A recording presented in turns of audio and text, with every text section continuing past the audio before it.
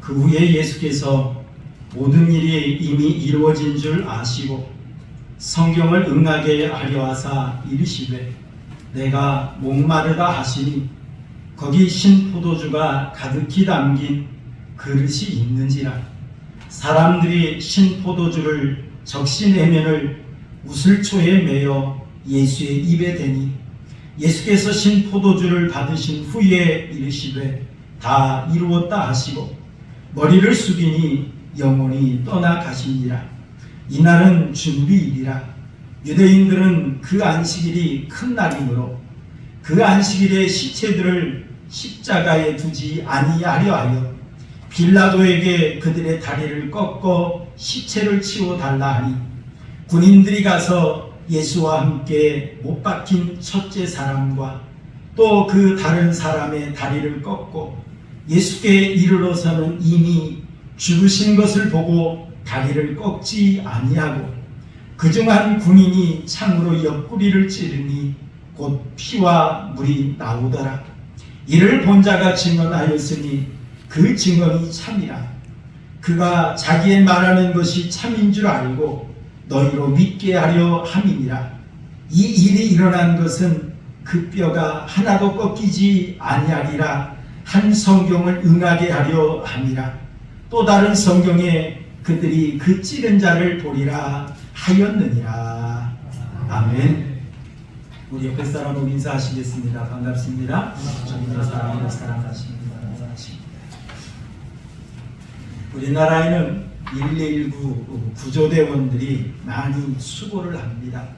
어떤 자연재해가 일어났다든지 어떤 사고가 발생했다든지 그러면 이 119 구조대에 구원을 요청을 하지요.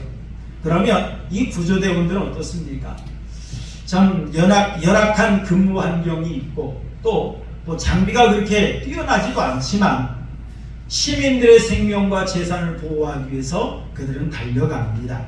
그리고 그들은 달려가서 최선을 다해서 시민들을 구조하고 그 재산을 지키려고 최선을 다하는 걸 볼 수 있어요. 어떤 때는 안타깝게도 그러다가 구조대원들이 희생당하는 그런 이야기도 우리는 많이 듣게 되어집니다. 하지만 이 구조대원들의 임무는 무엇입니까? 시민들을 어려움에서 구원해내는 거예요. 구조해내는 겁니다.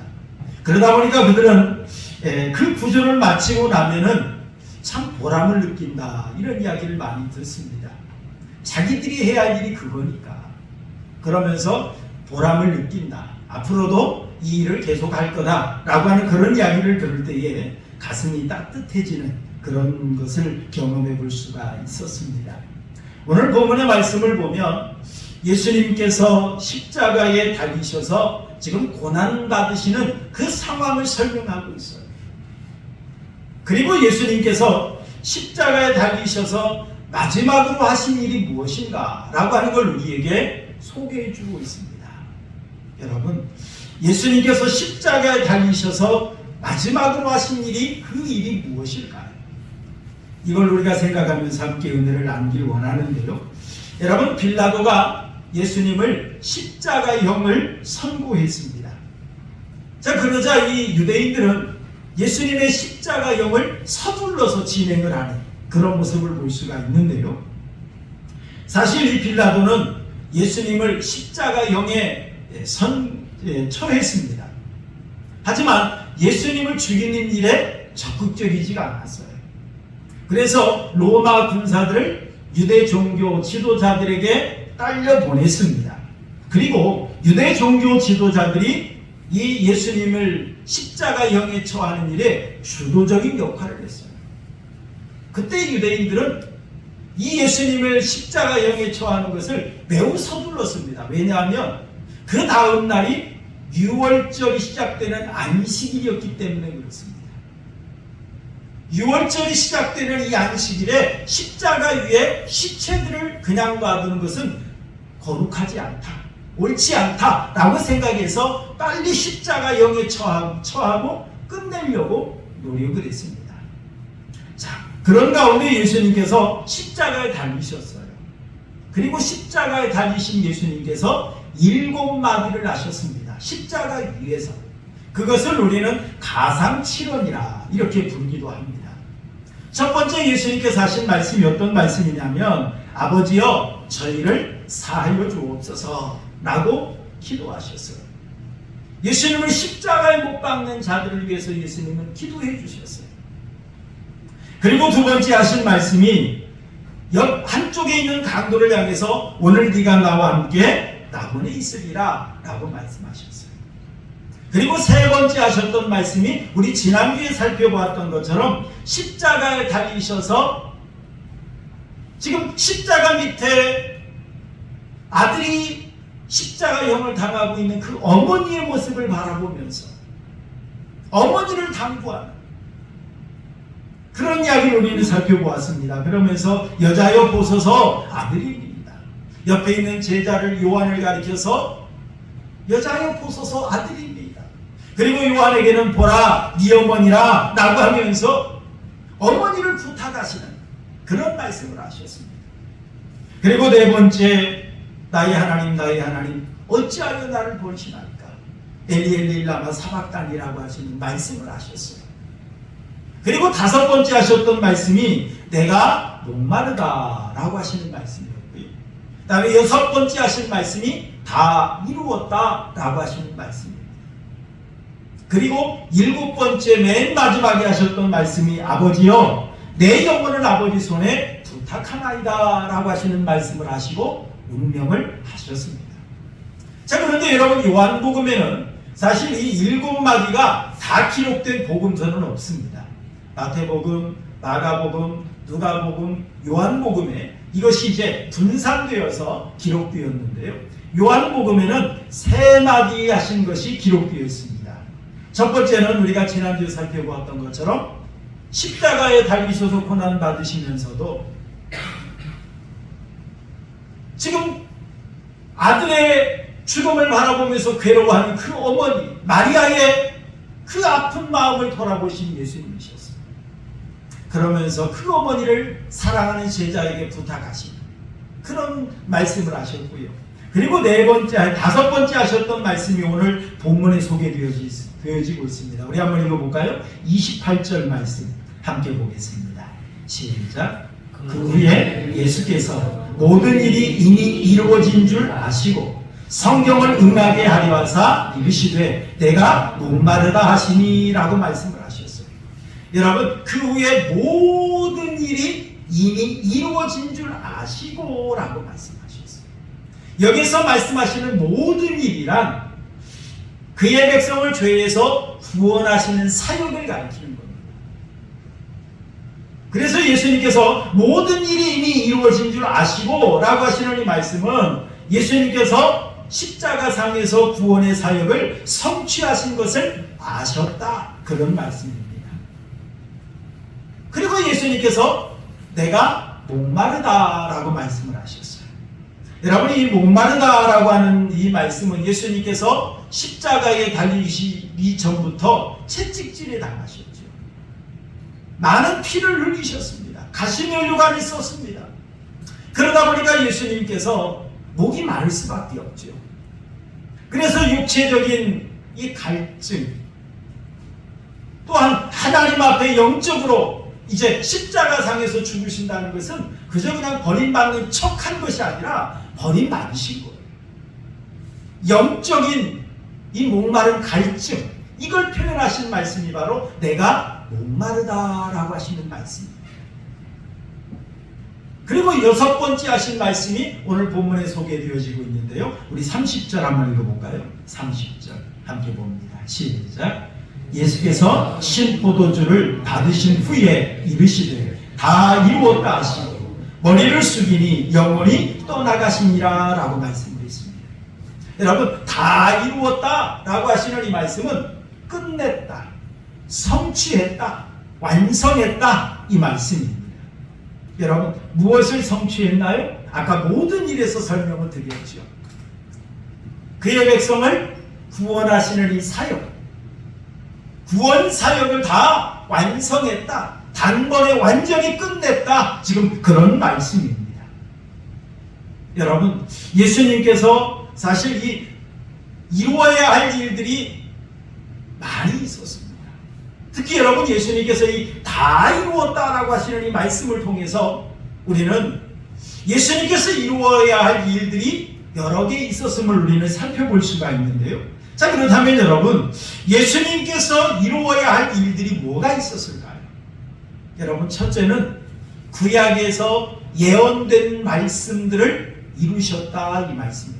다 이루었다라고 하는 이 말.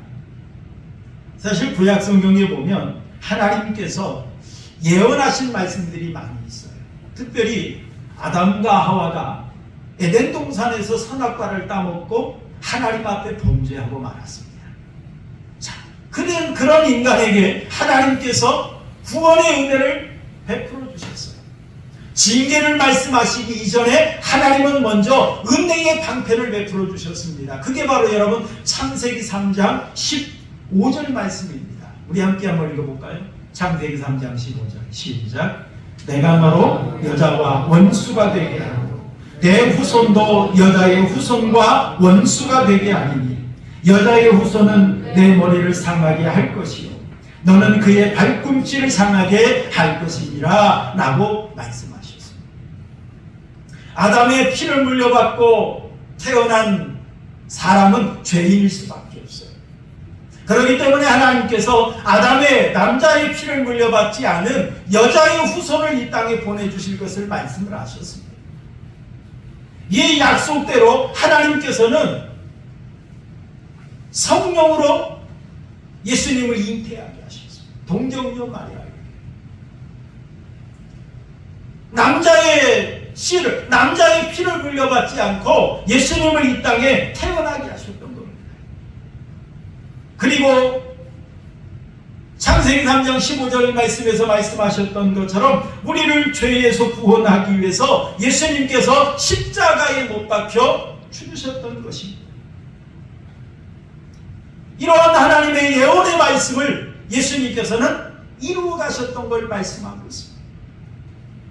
사실 하나님께서는 이 구약 성경에 메시아가 이 땅에 어떻게 오실 것인가, 그리고 메시아이신 예수님이 이 땅에서 어떻게 고난을 받으시고 어떻게 사역을 감당하실 것인가, 이런 것들을 구약 성경에 예언해 놓으셨습니다. 여러분, 예수님께서 베들레헴에 탄생하실 것이다. 예수님께서 나귀를 타고 예루살렘 성에 입성하실 것이다. 예수님이 제자들에게 배반을 당하실 것이다. 예수님은 거짓 고소를 당하실 것이다. 침뱉음을 당하실 것이다. 악한 자들과 함께 십자가에 못 박히실 것이다. 손과 발을 찔리실 것이다. 멸치와 수치를 당하실 것이다. 쓸개와 신 포도주를 받으실 것이다. 그리고 원수들을 위해서 기도해 주실 것이다. 뼈가 꺾이지 않으실 것이다. 옆구리를 찔리실 것이다. 이러한 말씀들이 구약 성경의 예언이 되었습니다. 그런데 여러분, 예수님께서는 십자가에 달리시면서 이 모든 것들을 다 그대로 이루셨습니다. 하나도 빠지지 않고, 오늘 본문에도 나와 있는 것처럼 이제 내일이면 안식일이다 보니까 빨리 십자가에 있는 시체들을 처리를 해야 돼요. 그러다 보니까 죽음을 확인하기 위해서 어떻게 했습니까? 예수님 양편에 있는 강도들의 다리뼈를 꺾었어요. 그런데 예수님의 뼈는 꺾이지 아니할 것이다 라고 예언했는데 그 말씀 그대로 군병들이 보니까 이미 예수님은 운명하셨어요. 그러다 보니까 다리는 꺾을 필요가 없이 옆구리에 상을 찌른 겁니다. 그랬더니 예수님의 물과 피를 다 쏟으셨다라고 성경은 말씀하고 있습니다. 여러분, 예수님은 이렇게 아주 작은 것 하나까지라도 빠뜨리지 않고 그대로 성취해 가신 분이십니다. 이 모든 것들을 다 이루신 분이십니다. 사실 여러분, 우리 인간은 어떻습니까? 우리 종종 약속을 하죠. 내 약속을, 내 말을 믿어주지 않으면 우리는 종종 뭐합니까? 맹세까지 합니다. 그래도 믿어주지 않으니까 어떻습니까? 우리는 문서화해요. 공증까지 합니다. 그럼에도 불구하고 우리 인간은 어때요? 연약하기 때문에 그걸 다 지킬 수가 없어요. 또 어떤 때는 내가 지킬 수 있다 할지라도 나에게 손해가 되어진다고 생각되어지면 그걸 파기해버립니다. 지키지 않습니다. 그런데 우리 하나님은 어떻습니까? 하찮은 인간과 맺었던 언약이에요. 그까짓 거 지켜도 되고 안 지켜도 되고 뭐 크게 문제될 일이 없어요. 그럼에도 불구하고 우리 하나님은 어떻습니까? 손해를 감당하시면서까지 그 세미한 것 하나하나까지 다 이루시는 분이 바로 우리가 믿는 하나님인 줄로 믿습니다. 이처럼 하나님께서는 손해가 될지라도 고난을 받으실지라도 사랑하는 독생자의 생명을 빼앗긴다 할지라도 이 모든 것을 다 이루어 가신 분이 바로 우리가 믿는 하나님인 줄로 믿습니다.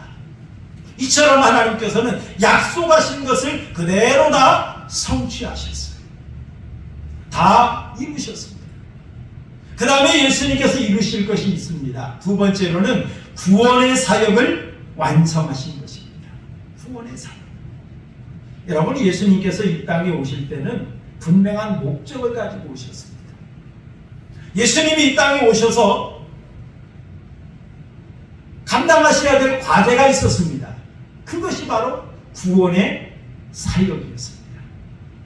여러분, 그래서 예수님은 이 땅에 태어나실 때 그 이름이 예수님의 삶의 목적을 말씀해 주셨어요. 우리 한번 읽어볼까요? 마태복음 1장 21절 말씀 우리 함께 보겠습니다. 시작.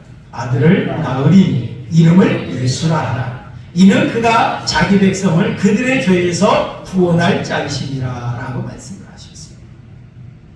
예수님의 이름에서부터 예수님이 이 땅에 오신 목적이 분명하게 드러나 있습니다.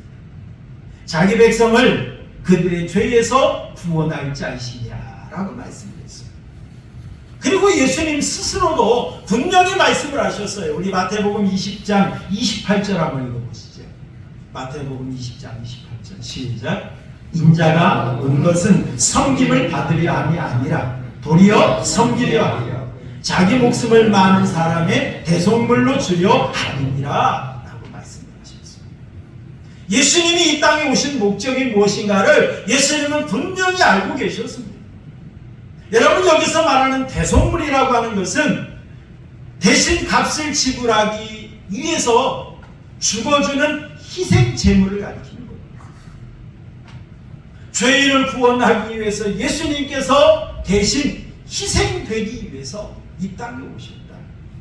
대신 죽기 위해서 이 땅에 오셨다 라고 하는 걸 예수님은 분명히 알고 계셨고 이 사실을 분명히 드러내셨어요. 밝히셨어요.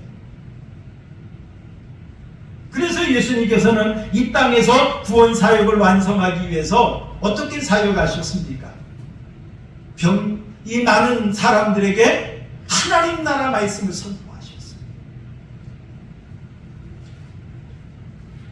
하나님 나라 말씀으로 가르치셨어요. 그것들을 믿게 하기 위해서 예수님은 많은 기적을 나타내 보이셨어요. 하나님이 진정 이 세상의 창조주요 운영자이심을, 그리고 예수님이 메시아여 구원자임을 기적을 통해 보여주셨어요. 병자도 고쳐주셨어요. 그리고 귀신도 쫓아내주셨어요. 자, 이 과정에서 예수님은 때로는 기쁜 일도 있었지만 때로는 슬플 때도 있었어요. 왜요? 많은 사람들이 보고도 믿지 않아요.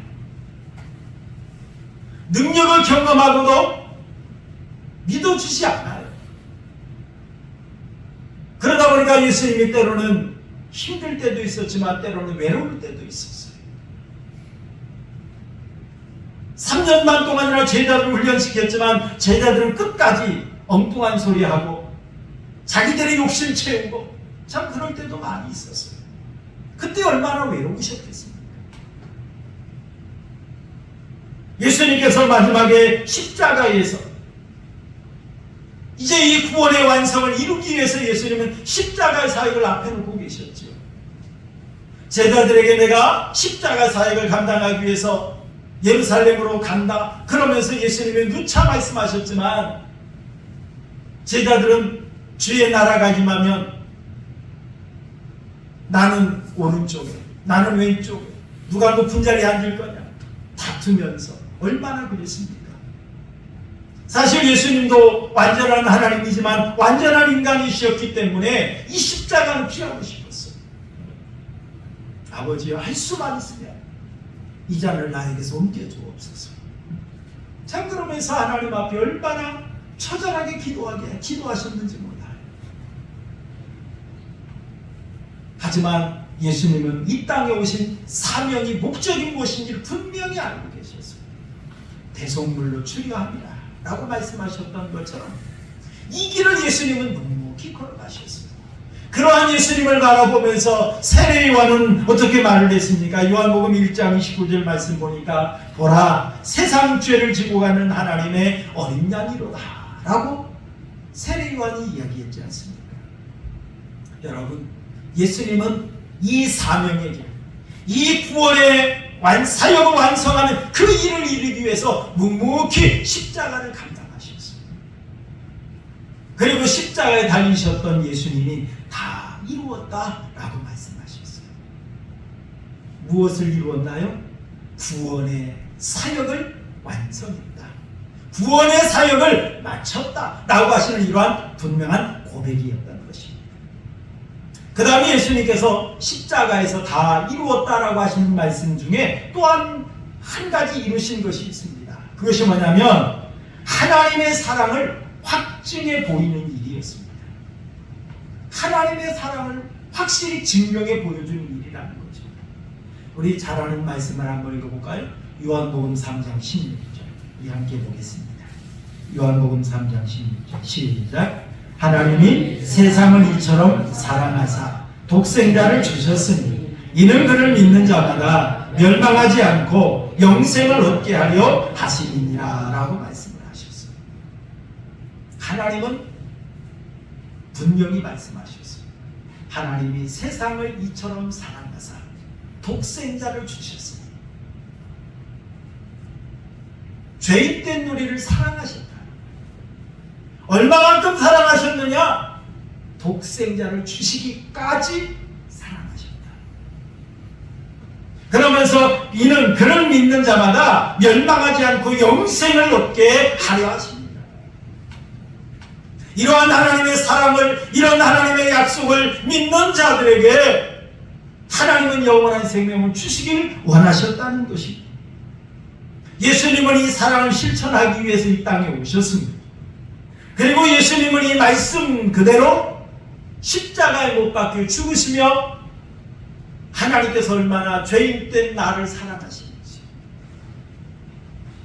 하나님께서 죄인된 나를 얼마나 귀하게 여기시는지 이것을 확실히 증명해 보이신 사건이 바로 십자가 사건인 줄 믿으시길 바랍니다. 이게 바로 십자가예요. 우리 예수님은 말과 혀로만 사랑하지 않으셨어요. 우리 예수님은 직접 당신의 생명을 버리면서까지 하나님의 사랑을 확실히 증명해 보여주셨습니다. 여러분, 우리가 지난주 살펴보았던 것처럼 예수님이 십자가 달리셨을 때 그 고통이 얼마나 심했는지, 얼마나 괴로우셨겠어요. 얼마나 힘드셨겠어요. 우리는 그 정도 되면 뭐 남의 형편 살펴볼 겨를 없잖아요. 내 코가 석자인데 지금 누구를 생각해요? 그런데 예수님은 그 이루 말로 표현할 수 없는 십자가를 달리셔서 고난받으시면서도 아들이 십자가에 달려 고난받는 그런 모습을 바라보는 그 마리아 어머니를 바라본 거예요. 얼마나 저 마음이 아플까? 얼마나 저 마음이 찢어질까? 얼마나 저 마음이 힘들까? 그리고 내가 십자가에 죽었다가 부활하고 승천하면 혼자 사셔야 될 텐데, 그런 어머니를 생각하면서 요한에게 예수님을 어머니를 부탁을 하잖아요. 보라, 내 어머니라.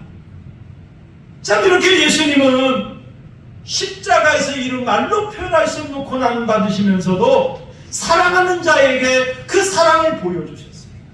증명해 보여주셨어요. 표현해 주셨어요. 이게 바로 우리의 예수님의 사랑인 줄로 여러분 믿으시기 바랍니다. 이게 바로 우리 예수님의 사랑이에요. 여러분 로마서 5장 8절에 보니까 우리가 아직 죄인 되었을 때에 그리스도께서 우리를 위하여 죽으심으로 하나님께서 우리에 대한 자기의 사랑을 확증하십니다. 십자가에 못 박혀 죽으시면서 확실히 하나님께서 얼마나 우리를 사랑하셨는지를 확실히 증명해 보여주셨다라고 말씀하셨습니다. 사실 우리도 이 땅에 살아가면서 어떻습니까? 남녀 간의 사랑을 해요. 부부 간의 사랑을 합니다. 또 친구 간의 사랑을 합니다. 그런데 여러분 우리는 어떻습니까?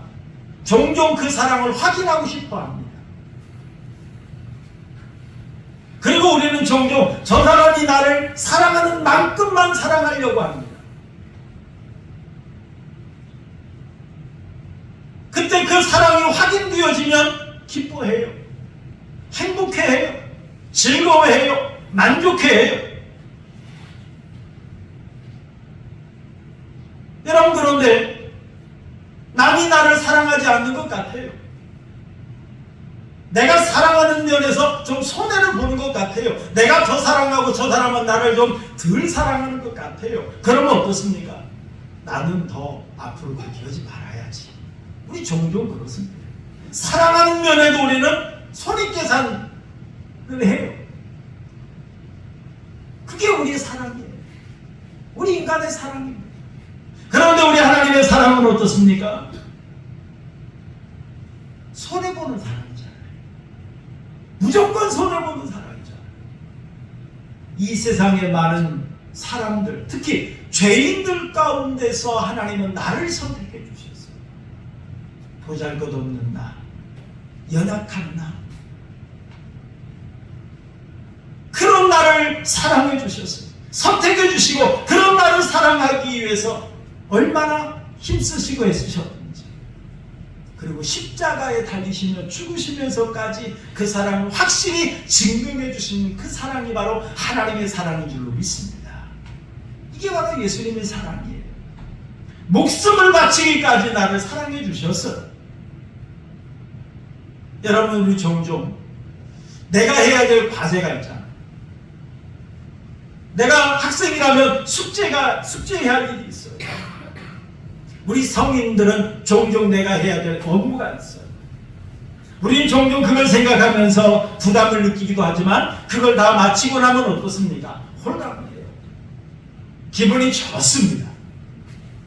여러분 그렇다면 십자가에서 다 이루었다라고 말씀하시는 그 예수님의 마음은 어떨까요? 다 이루었다.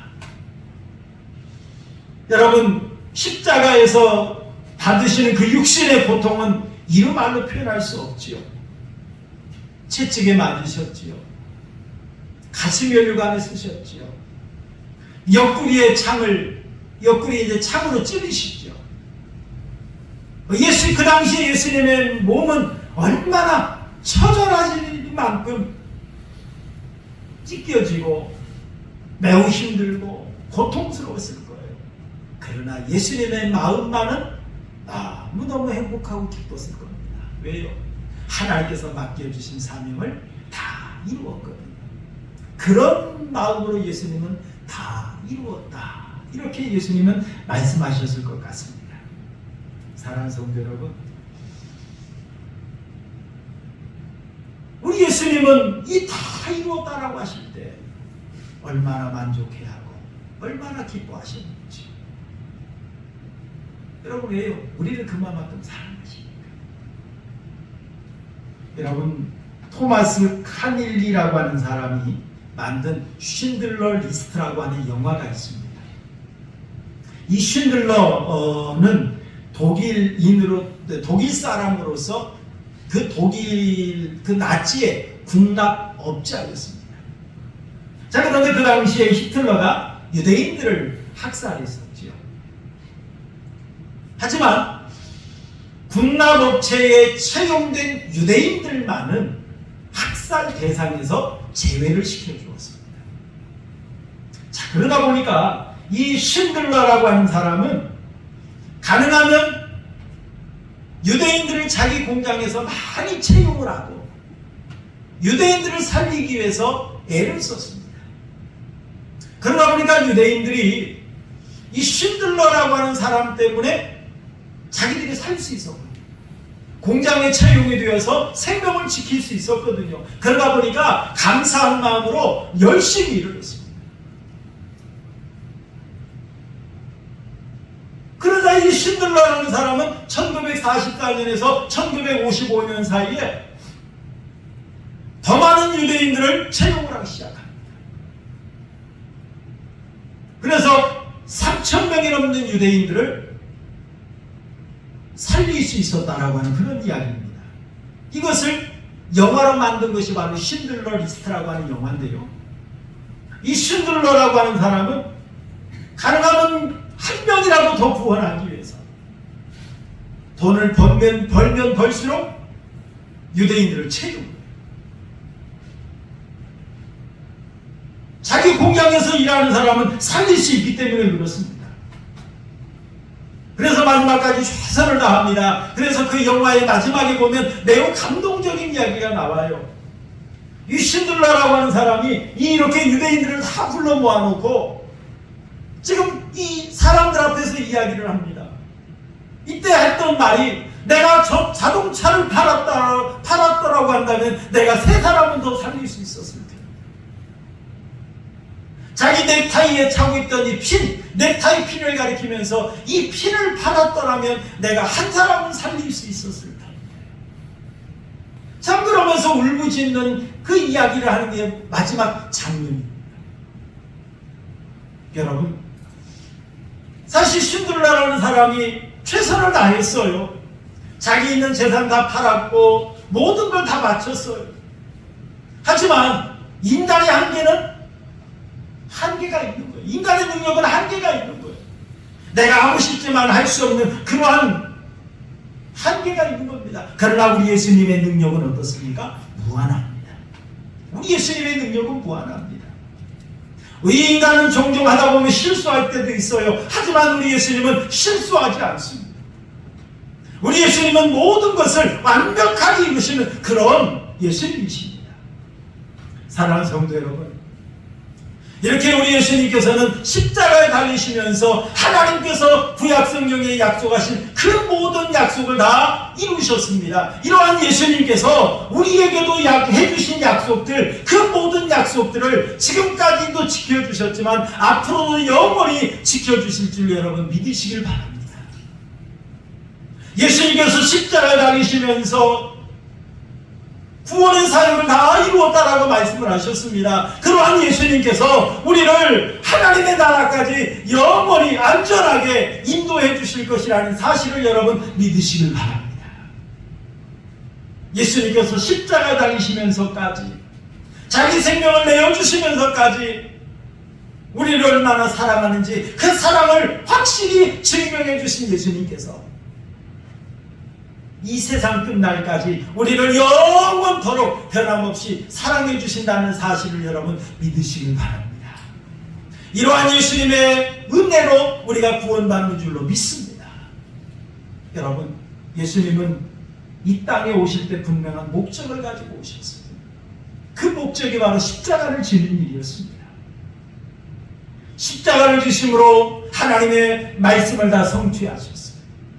십자가를 지심으로 하나님의 백성들을 구원하셨어요. 십자가를 지심으로 하나님의 사랑을 확실히 증명해 보여주셨어요. 예수님은 이 목적이 분명하기 때문에 내가 대속물로 주리함이라 라고 하는 분명한 고백했던 것처럼 이 목적이 분명하기 때문에 흔들리지 않았어요. 목적이 분명하기 때문에 덜 중요한 일에 시간을 낭비하지 아니하셨어요. 목적이 분명하기 때문에 감정이 흔들리지 않았어요. 목적이 분명하기 때문에 사적인 정에 얽매이지 아니하셨어요. 여러분, 목적이 분명한 사람은 흔들리지 않습니다. 여러분, 사도 바울도 어떻습니까? 또한 우리 예수님께서 이 제자들을 부르신 목적, 이런 걸 우리가 생각해 볼 때에 예수님께서 제자들에게, 성도들에게 기대하셨던 것이 뭐냐면 성도들에게도 분명한 목적이 있다. 우리 말씀을 한번 읽어볼까요? 말씀만 읽고 말씀을 마칠까 합니다. 우리 마태복음 28장 19절 20절 우리 함께 읽겠습니다. 시작. 그러므로 너희는 가서 모든 민족을 제자로 삼아 아버지와 아들과 성령의 이름으로 세례를 베풀고 내가 너희에게 분부한 모든 걸 가르쳐 지키게 하라 라고 하셨어요. 이는 곧 제자를 부르신 목적입니다. 그런 것처럼 성도를 부르신 목적이 있어요. 오늘 우리를 부르신 목적이 있는 줄 여러분 믿으시기 바랍니다. 여러분 사도 바울은 이렇게 고백했어요. 디모데후서 4장 7절 8절 함께 보겠습니다. 시작. 나는 선한 싸움을 싸우고 나의 달려갈 길을 마치고 믿음을 지켰으니 이제후로는 나를 위하여 의의 면류관이 예비되었으므로 주곧 의로우신 재판장이 그날에 내게 주실 것이며 라고 말씀했어요. 바울 사도는 나의 달려갈 길이 있다 분명히 알고 있었어요. 내가 이 달려갈 길을 하나님께서 나에게 맡겨주신 이 목적을 이루는 이 일을 이루기 위해서 나는 선한 싸움을 싸웠다는 거예요. 내 감정과 싸웠고 내 연약함과 싸웠고 내 욕망과 싸웠고 대적들과 싸웠고 회방꾼들과 싸웠고 사탄과 싸웠고 하지만 흔들리지 않았다. 왜요? 목적이 있으니까. 목적이 있으니까. 장차 하나님 앞에 섰을 때 하나님께서 나에게 씌워주신 면류관 이거 생각하면서 다 때로는 절제하고 잘라내고 싸우면서 이겼다는 거예요. 사랑하는 성도 여러분, 예수님께서 이 땅에 오실 때도 분명한 목적을 가지고 오셨고 그걸 이루셨던 것처럼 하나님께서 우리를 부르실 때도 분명한 목적을 가지고 우리를 부르셨다는 사실을 여러분 믿으시길 바랍니다. 분명한 목적을 가지고 부르셨어요. 여러분, 우리에게는 하나님께서 맡겨주신 사명이 있는 줄로 믿습니다. 나에게 주신 사명이 있어요. 그러므로 여러분 이제는 우리 예수님처럼 사도 바울처럼 목적을 따라 사명을 따라 하나님의 영광을 위해서 충성감에 살다가 하나님 앞에서는 그날에 우리도 예수님처럼 다 이루었어요 고백할 수 있고 상급과 면류관 받았을 수 있는 우리 하은교회 성도님들의 삶이 되시기를 주님의 이름으로 축원합니다. 우리 말씀이